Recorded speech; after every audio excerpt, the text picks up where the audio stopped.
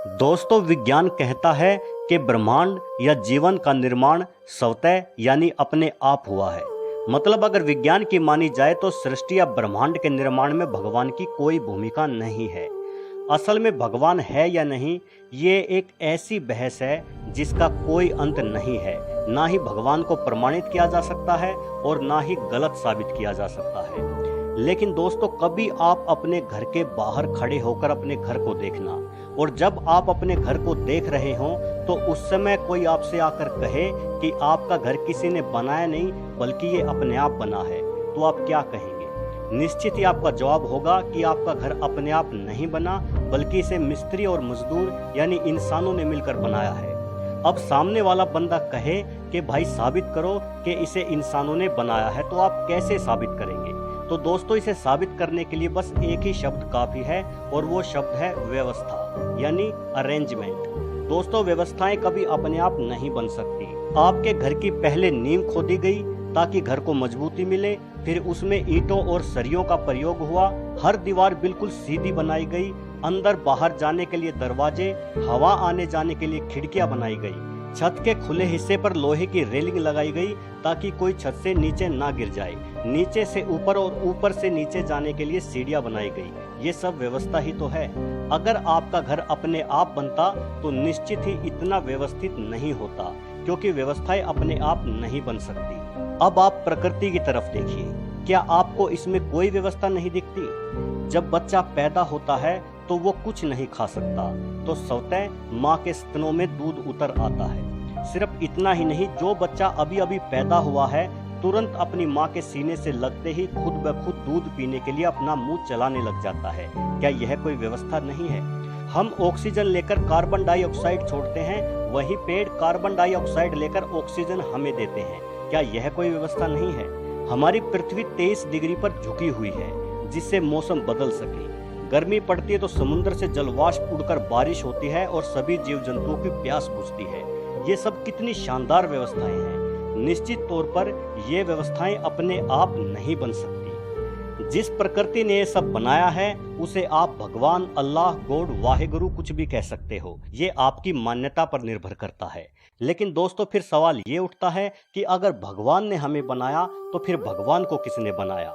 भगवान कहाँ से आया? तो दोस्तों, इस सवाल का जवाब खोजने से पहले मैं आपको कुछ दिखाना चाहता हूँ।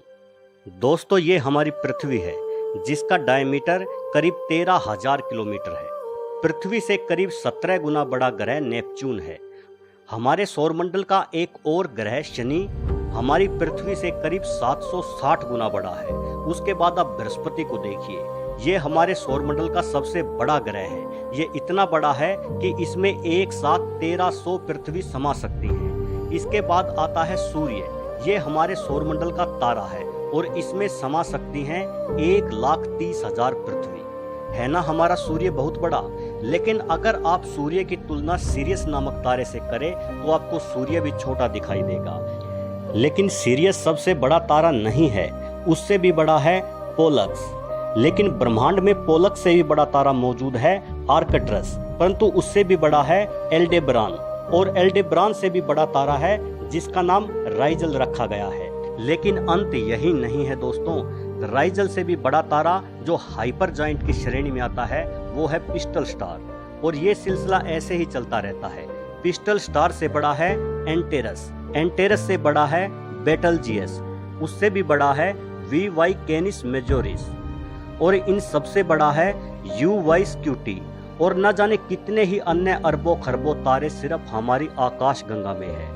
दोस्तों, यह है हमारी आकाश गंगा मिल्की वे। यहाँ से आप देखोगे तो आपको अपनी पृथ्वी लाख गुना जूम करने पर भी दिखाई नहीं देगी। पर दोस्तों, अभी बात खत्म नहीं होती, ये तो बस शुरुआत है। ऐसी ही न जाने कितनी ही आकाश गंगाएं जिनमें अरबों खरबों तारे, सूर्य, ग्रह सब समाये हुए हैं। इन सब से मिलकर बना है हमारा ब्रह्मांड। ये देखिए, ये है हमारा ब्रह्मांड। इतना बड़ा, विशाल, अथाह, या आप जो भी कहें, आपके शब्द कम पड़ जाएंगे इसकी विशालता और व्यवस्था को बयां करने में। ये है हमारा ब्रह्मांड। खैर दोस्तों, अब हम फिर से उसी बात पर आते हैं कि अगर भगवान ने हमें बनाया तो फिर भगवान को किसने बनाया? तो दोस्तों, इसका जवाब देना नामुमकिन है, लेकिन फिर भी जवाब बड़ा सीधा है। दोस्तों, अगर आप गधे को ये समझाओगे कि थॉमस एडिसन ने बल्ब कैसे बनाया तो वो नहीं समझ पाएगा।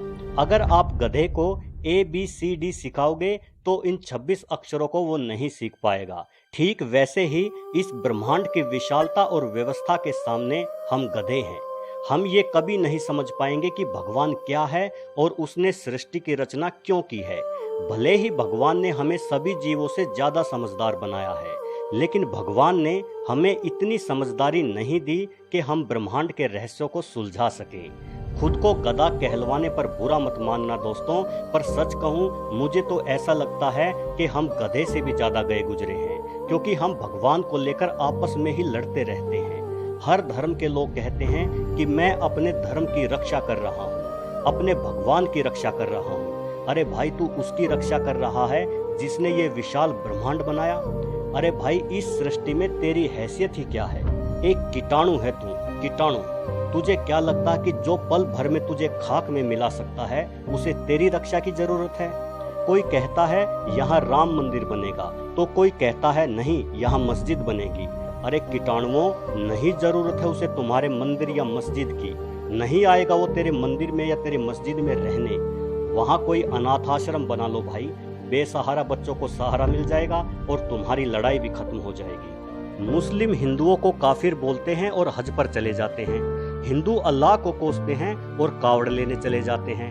हद है यार, मतलब हद है। तुम उसी की पूजा करते हो, उसी की फरियाद करते हो और उसी को गालियां भी देते हो। भगवान, गॉड, अल्लाह, वाहेगुरु, पता नहीं ये है भी कि नहीं, लेकिन अगर ये हैं तो ये सब अलग अलग नहीं हैं। ये एक ही इकाई के नाम है जो कि तुम लोगों ने रखे हैं। उसने कभी अपना नाम नहीं बताया, तुम लोगों ने ये नाम रखे हैं और फिर उन्हीं नामों को लेकर दंगे करने लग जाते हो और खुद को गधे से ज्यादा समझदार बतलाते हो।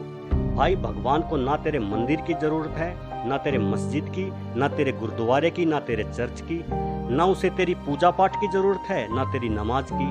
ना उसे तेरी चद्दर की जरूरत है, ना तेरे चढ़ावे की।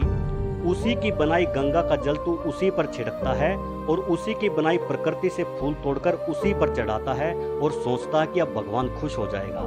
नहीं भाई, नहीं होगा, बिल्कुल नहीं होगा। वो खुश तब होगा जब तू भगवान की पूजा करके उसी के बनाए मुसलमानों को नहीं कोसेगा, या तू नमाज अदा करके उसी के बनाए हिंदुओं को भी प्यार और सम्मान से देखेगा। वो तब खुश होगा। जब तू उसके हर माने जाने वाले स्वरूप के सामने सर झुकाएगा, वो तब खुश होगा। फिर चाहे वो स्वरूप अल्लाह का हो, चाहे भगवान का हो, चाहे वाहेगुरु का हो, चाहे गॉड का हो, क्योंकि भले ही वो स्वरूप इंसानों की कल्पना हो, लेकिन है तो उस परमात्मा को याद करने का जरिया ही।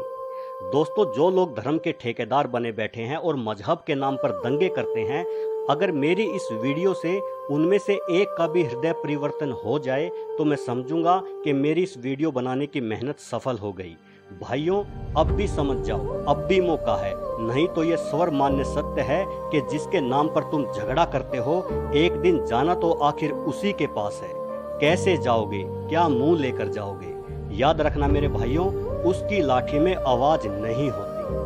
तुम्हारे महल चौबारे यहीं रह जाएंगे सारे, अकड़ किस बात की प्यारे, अकड़ किस बात की प्यारे, ये सर फिर भी झुकाना है। सजन रे झूठ मत बोलो, खुदा के पास जाना है। न हाथी है न घोड़ा है, वहाँ पैदल ही जाना है। सजन रे झूठ मत बोलो, खुदा के पास जाना है।